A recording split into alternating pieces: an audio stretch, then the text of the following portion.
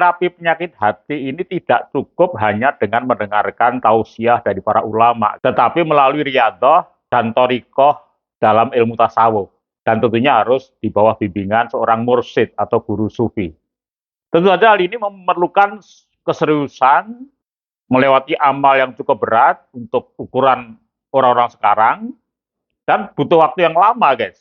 Tapi dalam video ini, saya tawarkan sebuah metode terapi yang lebih simple, disebut sebagai metastate.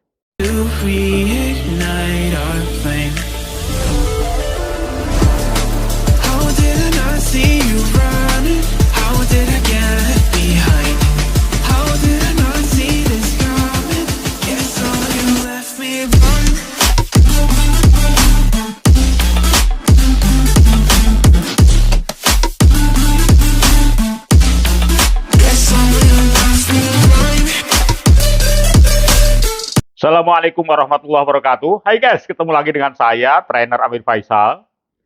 Jika Anda ingin tahu kurikulum vitae saya, atau ingin mendownload buku-buku bestseller saya di Gramedia, silahkan cari di bio saya di bawah ini, di sana sudah tersedia semua link-linknya. Kali ini kita ngambil tema ESQ NLP dengan topik menterapi 7 penyakit hati. Menterapi 7 penyakit hati dengan metastate. Tapi bagi Anda yang belum subscribe, tolong like dan subscribe dulu, supaya nanti kalau ada topik-topik lain lebih menarik, Anda akan mendapatkan pemberitahuan dari saya. Jadi metastate adalah bagian dari psikologi kognitif, yaitu kemampuan untuk menempatkan satu status mental di atas status mental lainnya. Jadi misalnya kita marah. Rasa marah itu bisa kita manage sehingga dia membawa kita pada sikap tenang atau acceptance. Bahkan mungkin bisa kita manage lagi untuk berempati kepada orang yang membuat kita marah. Ya, nanti kita praktekkan. Oke, kita mulai sekarang. Yang pertama, sekarang kita gunakan metamain untuk menterapi suudzon. Nah, ini kan 7 penyakit hati ini adalah salah satunya adalah suudzon.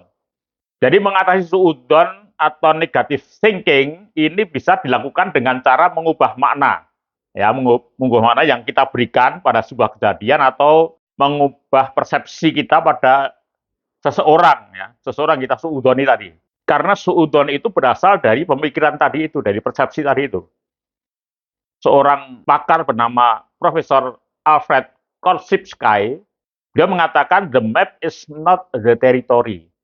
Orang bisa suudzon itu karena memang di map kita, ya, di map kita ini ada persepsi negatif pada orang lain. Yang dimana di map kita itu sebenarnya tidak bisa menggambarkan teritori atau realitas sesungguhnya dari orang itu. Jadi berdasarkan pada map persepsi kita sendiri. Nah, maka langkah terapinya ada 2. Yang pertama adalah kita lakukan apa yang namanya reframing makna semantik. Jadi reframing makna semantik adalah mengubah makna di balik bahasa dan simbol yang kita gunakan di pikiran kita itu. Jadi kita di sini mencoba mengidentifikasi karena pikiran suudzon itu tadi atau pikiran negatif tadi itu seringkali bersumber dari tadi map yang kita create sendiri tadi itu. Dari hasil asumsi yang kita ciptakan sendiri tentang seseorang. Nah, kemudian kalau kita sudah menyadari itu, kemudian kita secara sadar melakukan reframing untuk mengubah dari pikiran negatif menjadi pikiran positif. Dan yang kedua adalah penyesuaian neurologis. Jadi tadi terapi yang pertama tadi adalah sebuah permainan batin, guys. Jadi bagaimana kita mencoba untuk memanage persepsi tadi dalam pikiran kita tentang seseorang tadi itu adalah sebuah permainan batin. Kemudian kita pastikan berubah, kita reframe menjadi makna yang positif. Tapi itu semuanya baru sifatnya teoritis, baru di pikiran. Nah, kemudian diaktualisasikan menjadi sebuah tindakan nyata. Misalnya, ketika Anda suudzon dengan seseorang, maka datangi orang itu, ajak komunikasi. Kasarnya klarifikasi dengan orang yang kita suudzoni tadi, ya. Kita tasamuf dan sebagainya. Nah, sekarang yang kedua. Yang kedua adalah metamain kita gunakan untuk menterapi penyakit sombong. Jadi rasa sombong itu emosi dasarnya dari rasa lebih. Kita merasa lebih dari orang lain, ya, dari orang yang kita sombongi, entah dalam merasa lebih kaya, merasa lebih pinter, merasa lebih ganteng, merasa lebih terampil, dan seterusnya. Itu intinya seperti itu, intinya sombong itu. Maka cara mengatasinya adalah dengan satu, metamodel. Jadi Anda melakukan self-talk, mengajukan pertanyaan pada diri Anda sendiri, saya lebih hebat dari si A, si A dia orang yang kita sombongi, dalam hal apa? Jadi kan tidak mungkin kita punya kelebihan itu dari semua hal, kan nggak mungkin. Pasti yang kita merasa sombong itu hal yang kelebihan kita yang kekurangan orang itu kan gitu. Maka kita tanya, saya lebih hebat dari si A itu dalam hal apa sih? Kan gitu. Oh, ternyata hanya dalam hal ini. Nah, dalam hal yang lain-lain ternyata saya tidak punya kelebihan. Dan pertanyaan kedua, kita lakukan self talk. Apakah keseluruhan atribut si A itu yang kita sombongi tadi lebih rendah dibandingkan saya? Nah, tentu saja kan tidak. Jadi orang kita punya atribut banyak dan orang lain juga punya atribut banyak. Kemudian yang kedua adalah kita bisa gunakan atau menterapi perasaan sombong itu dengan menggunakan meta mirror. Jadi langkahnya seperti dalam gambar ini, guys. Jadi itu di posisi position one di gambar itu Anda coba gambarkan Anda duduk di sebuah kursi. Jadi Anda ambil dua kursi berhadapan-hadapan, tetapi yang Anda duduki cuma satu kursi. Jadi kursi yang kedua adalah kursi imajiner. Nah, Anda kalau ingin menterapi penyakit sombong, coba Anda duduk di situ di position one itu yang di kursi yang diduduki orang yang tubuhnya kecil tadi itu. Ya, kemudian imajinasikan dalam pikiran Anda orang yang duduk di kursi kosong itu adalah orang yang lebih besar dari Anda. Ambil aja sebarang tokoh yang Anda pokoknya merasa kalah deh sama orang itu. Cari siapa aja. Kalau Anda seorang mahasiswa misalnya, ya dosen. Kalau Anda seorang pengusaha yang duduk di depan Anda itu pengusaha yang lebih kaya dari Anda, gitu ya. Nah, seperti itu. Itu akan memunculkan sebuah mirror ya, atau kaca atau cermin gitu. Nah, kalau Anda sudah bisa menikmati itu, sekarang Anda pindah ke position 2. Jadi Anda berdiri. Kemudian sekarang Anda mengamati dua orang yang duduk tadi itu. Jadi orang yang tadi merasa sombong, tapi ternyata dia sebenarnya kecil, kayak gitu ya. Di posisi yang kedua ini sekarang Anda bisa menyaksikan bahwa ternyata di atasnya dua orang tadi itu, ya, di atas orang besar tadi, masih ada lagi orang yang di atas lagi. Begitu seterusnya sampai dengan position 3 dan seterusnya. Sekarang kita masuk yang ketiga, yaitu main untuk menterapi sifat iri dan dengki. Ini 3 dari 7 sifat atau 3 dari 7 penyakit hati. Ini bisa kita lakukan dengan 2 langkah. Langkah yang pertama adalah reframing. Tapi yang kita reframe adalah ini kita mengubah frame merasa tersaingi dengan pola yang lebih positif. Karena ini kan iri, kalau tadi kan sombong, kita yang lebih hebat. Kalau iri itu biasanya kita yang merasa orang lain lebih hebat gitu ya, lebih beruntung dan sebagainya gitu ya. Maka kita di sini kita gunakan ya. Kita ambil pola pikir positif, yaitu orang yang kita merasa iri itu kita jadikan model ya, model. Maka kita akan memodel kelebihan tadi pesaing itu, orang yang buat kita iri tadi. Nah, dengan begitu ya maksudnya supaya ya Anda berupaya untuk merasa ikut bersyukur malahan melihat orang yang lebih hebat dari Anda. Sehingga Anda akan berupaya untuk mempelajari strategi mereka dalam meraih kesuksesan. Dan yang kedua adalah self-modeling dan anchoring terhadap kesuksesan dan keberuntungan yang telah kita miliki. Jadi kita coba supaya Anda nggak iri pada orang lain, sebenarnya Anda itu juga beruntung sebenarnya. Cuman Anda nggak sadar gitu. Nah, maka kita coba kita lakukan anchoring. Sebenarnya kita punya kelebihan dibandingkan pesaing kita. Jadi apa yang disebut dengan self-modeling itu? Self-modeling adalah anchoring dan replikasi kesuksesan yang pernah kita capai di masa lalu. Untuk kita terapkan guna menterapi situasi saat ini tadi ya. Tadi Anda ketika merasa iri pada orang lain tentang kesuksesan, prestasi dan sebagainya, maka coba Anda anchoring. Oh, ternyata di masa lalu saya sudah juga mengalami kesuksesan di bidang ini, di bidang itu, dan seterusnya. Dan yang ketiga adalah melakukan apa yang namanya atau berfokus pada circle excellency Anda sendiri. Untuk ini sudah saya siapkan videonya, silahkan simak di TOT NLP ke-36 yang judulnya adalah membangun circle excellency. Ya, silahkan simak, dipelajari di YouTube saya. Sekarang kita yang keempat, Yang keempat adalah metamain untuk menterapi kufur nikmat. Untuk kufur nikmat ini juga sudah saya siapkan videonya. Silahkan simak di channel YouTube saya yang berjudul adalah Neurosemantik Syukur. Nanti Anda dengan menyimak itu akan menyadari ternyata sebenarnya Anda selama ini sudah merasa syukur, ternyata belum ternyata. Ya, kenapa kok nikmat Anda nggak ditambahi? Karena sebenarnya Anda itu sebenarnya belum pernah bersyukur sebenarnya. Nah, nanti silakan simak di sana. Sekarang yang kelima adalah menterapi dengan metamain. 7 dari penyakit hati tadi adalah sifat bakhil. Jadi akar dari kebakilan itu sama dengan akar orang ikut korupsi, yaitu kesalahan mindset tentang uang dan kekayaan. Jadi salah. Ya. Jadi kesalahan mindset itu perlu diluruskan, perlu diterapi supaya dalam pikiran bawah sadar kita ini tidak terjebak apa yang namanya the law of reverse effort. Apa itu the law of reverse effort? Jadi begini, ketika seseorang bermimpi menjadi kaya raya, maka justru yang terbayang dalam pikirannya adalah sejumlah materi yang belum mereka miliki. Jadi kan kalau orang merasa miskin dan tidak kaya itu kan dia akan membayangkan mimpi punya kekayaan ini dan itu, punya materi dan itu. Nah, justru dia fokusnya ke situ. Nah, ini di sini yang menjadi beban di sini. Kemudian juga karena dia fokus pada yang belum kita miliki, maka itu akan menimbulkan rasa ketidakberdayaan, ya, ketidakberdayaan untuk mendapatkan itu. Ya, semakin melihat, semakin ingin bernafsu, ingin kaya, berambisi, ingin kaya, maka dia semakin merasa tidak berdaya untuk menguasai sejumlah materi itu. Nah, ini menjadi penyakit. Nah, kalau kemudian menjadi koruptor, ya, bukan hanya rasa putus asa, tapi juga dia merasa bahwa ini kalau cara biasa nggak bisa. Jadi kalau cara dengan bekerja yang lurus atau bisnis yang lurus tidak mungkin bisa. Ini caranya harus dengan cara yang pintas. Nah, itu yang menyebabkan orang menjadi korupsi. Nah, ini juga sudah saya siapkan videonya, guys. Di sana bagaimana menterapinya sudah saya siapkan secara khusus. Silakan simak di channel YouTube saya yang judulnya Mendevelop Mindset Anti Korupsi. Sekarang kita masuk yang keenam.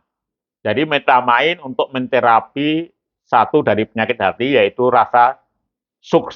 Rasa syuk adalah kebencian, rasa sakit hati, kekecewaan atau ketidakikhlasan yang diakibatkan oleh hilangnya rasa ridho. Jadi kalau orang hidup itu sudah hilang rasa ridho, rasa ikhlas ridho itu hilang, maka dia menderita apa yang namanya rasa syuk. Terapinya menggunakan edit submodality. Jadi emosi itu bisa kita edit. Terapi edit submodality ini harus dengan pasangan, Anda bisa dengan istri atau dengan teman, ya. Silahkan lakukan. Ini nanti saya berikan contoh bagaimana edit submodality itu. Jadi ini nanti saya berikan instruksi yang biasa saya berikan ketika saya memberikan secara massal, dan nanti juga contoh gambarnya juga di PT KAI waktu itu, ya. Jadi urutannya begini. Ini urutan terapi edit submodality 1. Pertama, mintalah klien, para peserta ini berdiri secara berpasangan dengan menghadap searah. Peserta satunya berada di belakang yang lain. Kemudian yang kedua, peserta yang di depan diminta memutar tangan kanannya searah jarum jam. Rileks, santai, nyaman. Kemudian mintalah peserta menghentikan rentangan tangannya di tempat yang dirasa sudah tidak sanggup lagi. Nah, kalau sudah berhenti, kemudian peserta diminta untuk merasakan bagian mana yang terasa sakit. Apakah di pangkal lengan, di ketiak, dan sebagainya. Peserta yang di belakang diminta memberikan tanda seberapa jauh jangkauan tangannya. Pemain tadi yang merentangan tangan tadi, dia di posisi jam berapa. Katakanlah dia posisi di jam 6. Kemudian para peserta setelah tadi merasakan rasa sakitnya, sekarang diminta untuk kembali ke posisi semula. Nah, berikutnya peserta diminta untuk memutar tangannya lagi searah jarum jam. Usahakan jaraknya lebih jauh dibandingkan dengan yang pertama. Jadi kalau tadi di jam 6, sebisa mungkin sekarang bisa jam 7 atau jam 8. Kemudian kalau sudah berhenti, kemudian ditanya lagi rasa sakitnya, apakah masih sama dengan yang tadi atau lebih sakit? Dan apakah tempatnya masih sama atau sudah berpindah? Nah, kalau sudah, maka peserta diminta lagi untuk kembali ke posisi semula. Kemudian lakukan break state. Kalau sudah break state, berikutnya adalah peserta diminta untuk menutup kedua matanya dengan pikiran dan perasaan rileks, nyaman, dan sebagainya. Nah, kalau sudah merasa nyaman, kemudian peserta diminta lagi untuk memutar tangan kanannya searah jarum jam kayak tadi, tetapi hanya dengan imajinasi, hanya dengan pikiran, tidak mutar tangan sungguh-sungguh. Nah, meskipun ini hanya imajinasi, juga peserta diminta untuk berhenti di tempat yang sama dengan tadi ketika yang pertama memutar tangan kanan di. Ya, kemudian ditanya juga apakah merasakan rasa sakit. Nah, kalau sudah, kemudian diminta lagi pada peserta ditawarkan, saya tawarkan pada Anda sekali lagi hanya dengan imajinasi, putarlah tangan kanan Anda lebih jauh dari 10 cm lagi. Tetapi dengan risiko rasa sakit 2 kali lipat. Rasakan sakitnya lebih pegal dan lebih sakit dari yang pertama tadi. Hanya dengan imajinasi. Kalau sudah, kemudian ditantang lagi, putarlah tangan kanan Anda 10 cm lebih jauh lagi. Dengan risiko rasa sakit 4 kali lipat. Rasakan rasa sakitnya yang luar biasa, rasanya seperti keseleo atau patah tulang, sakit sekali. Kemudian ucapkan pada diri Anda sendiri, aku terima rasa sakit ini dengan ikhlas. Sekarang juga. Sekarang yang terakhir, peserta diminta untuk membuka matanya. Nah, sekarang tahap yang terakhir ini, peserta betul-betul disuruh memutar tangan kanan lagi seperti yang awal tadi. Oke, peserta silahkan putarlah tangan kanan Anda sungguh-sungguh searah jarum jam dan jangan berpikir untuk berhenti. Dan peserta di belakang diminta untuk melihat putaran para peserta di depan. Dan melihat atau memindahkan tanda yang tadi, yang pertama tadi ya, dengan yang kedua ya, tanda yang pertama dipindah, sejauh mana putaran antara kedua dengan yang ketiga sesudah imajinasi. Berdasarkan pengalaman berulang-ulang, para pemain bisa memutar kanan-kanannya lebih dari 20 cm, bahkan ada yang 30 cm, bahkan ada yang 50 cm. Tapi anehnya guys, menurut testimoni peserta, para peserta ini yang itu justru yang terakhir ini justru tidak merasa sakit atau berkurang jauh rasa sakitnya. Oke, silahkan coba Anda praktekkan sendiri dengan pasangan Anda. Seperti apa rasanya terapi submodality 2 ini. Jadi terapi submodality ini selain bisa membuat kita ini sabar dan tabah menghadapi cobaan yang seberat apapun, bisa juga digunakan untuk menghilangkan rasa takut. Jadi kalau kita ini takut menghadapi sesuatu, cobaan yang belum kita lakukan, coba Anda lakukan tadi. Jadi Anda bayangkan risikonya, kemudian Anda self-talk, katakan bahwa aku terima apapun risikonya dengan ikhlas. Nanti ucapannya diubah begitu. Nah sekarang yang ketujuh, metamain untuk terapi salah satu penyakit hati, yaitu rasa marah. Tadi saya sebutkan ya. Jadi mengatasi rasa marah itu bisa dengan tadi yang nomor 6 tadi, dengan acceptance bisa, atau menggunakan reframing. Dan sekarang saya tambahkan dengan menggunakan neurosemantics. Tapi satu hal yang perlu Anda ingat bahwa yang perlu Anda inputkan, ya, marah ini kadang-kadang kita mendadak. Kalau terapi itu kan setelah Anda pulang ke rumah. Tapi kalau Anda tiba-tiba marah kan tidak bisa ada terapi kan gitu. Maka pada saat Anda marah, tersinggung oleh orang itu, satu hal yang perlu Anda inputkan dalam pikiran, jangan sampai keluar kata-kata kasar atau menyakitkan. So begini guys, siapa tahu suatu saat orang yang Anda marahin itu ya, Anda bentak kemudian ngasih kata-kata kasar itu nanti, misalnya itu teman mahasiswa gitu ya, ternyata nanti setelah sama-sama lulus, dia jadi bos kita. Bisa jadi guys. Atau kita lamar pekerjaan ternyata itu ownernya tadi yang dulu pernah kita maki-maki. Nah ini kan bahaya guys. Ya, jadi yang perlu Anda pikirkan adalah itu. Ini penting ya. Siapa tahu orang itu jadi pejabat dan seterusnya. Kita nggak tahu nasib di masa depan. Yang penting marah sekuat apapun pada saat itu sudah inputkan. Jangan sampai keluar kata-kata kasar menyakitkan orang lain. Ya, baru nanti Anda lakukan terapi. Nah ini saya berikan terapi dengan menggunakan neurosemantik. Jadi dalam neurosemantik ini kita coba pahami state dasarnya adalah merasa marah. Karena sudah marah, rasa bersalah itu itu kemudian membungkus ya dalam tanda kutip kemarahan Anda itu sehingga menciptakan psikologis yang jauh lebih kompleks. Maka terapinya adalah satu, coba Anda lakukan state awareness, menyadari bahwa Anda sedang masuk dalam state konflik dengan orang. Anda pahami dulu, saya ini sedang dalam state konflik dengan orang. Kemudian coba Anda identifikasi fisiologis Anda. Anda tentu kalau marah, nafasnya menjadi lebih pendek. Rahang menjadi kencang. Kan begitu, namanya identifikasi fisiologis. Nah, kemudian coba Anda self-talk, identifikasi makna. Apa yang Anda katakan pada diri sendiri, ya. Misalnya, apa yang muncul yang buat Anda marah itu? Oh, orang itu sengaja merendahkan diriku. Nah, ini kan pencetus marahnya karena merasa ada orang yang Anda merasa direndahkan orang. Nah, kemudian langkah yang kedua adalah coba Anda lakukan state interrupt. Jadi memutus polanya. Jadi sebelum Anda merespon lawan bicara atau orang yang buat Anda marah itu, coba melakukan perubahan fisik. Misalnya ketika Anda konflik itu tadi berdiri, Anda coba duduk. Dan coba Anda ambil nafas dalam diafragma, dari pernapasan perut, tarik nafas, tahan di perut, dan lepaskan pelan-pelan. Atau kemudian Anda melihat ke arah, mata Anda melihat ke arah lain, jadi jangan terfokus pada orangnya.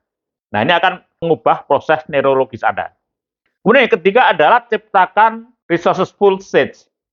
Jadi alih-alih Anda bereaksi dari rasa marah, akseslah state yang lebih berguna untuk resolusi. Jadi Anda bisa ngambil state sebagai orang bijak. Ya, tadi seperti dalam metamirror tadi. Ya, Anda mengambil state sebagai orang yang bijak, orang yang tenang, dan seterusnya.